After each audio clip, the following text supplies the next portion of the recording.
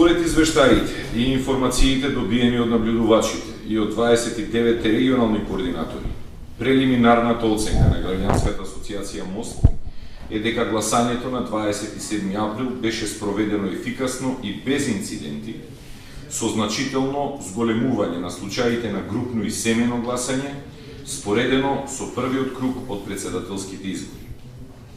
На дел од гласачките места, избирачките одбори не ги информираа правилно гласачите за процедурата на гласање, односно за тоа дека може да изберат за кој изборен процес сакаат да гласаат, туку веднаш им здаваа гласачки ливчиња за двата вида избори. Изборниот ден помина мирно, но со зголемен интензитет на мобилизација на гласачите, која во одредени случаи преминуваше во притисок врз нив да излезат на гласање.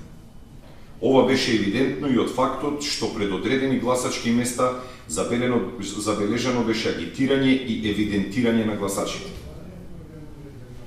За гласањето на болните и немотни лица, спроведено на 26 април за вториот круг од председателските и за предвремените парламентарни избори, беа пријавени 9218 лица, што представува зголемување во однос на првиот круг од председателските избори за 24,8%.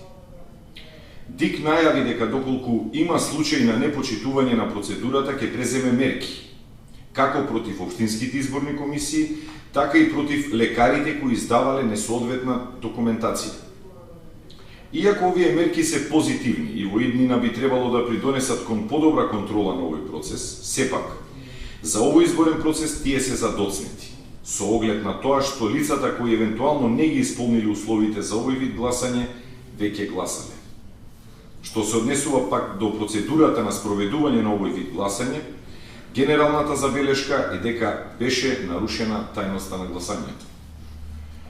Она што треба да се истакне е дека без разлика на бројот на граѓани пријавени за овој вид на гласање, овие луѓе заслужуваат еднаков третман и можност својот глас да го дадат во тајност.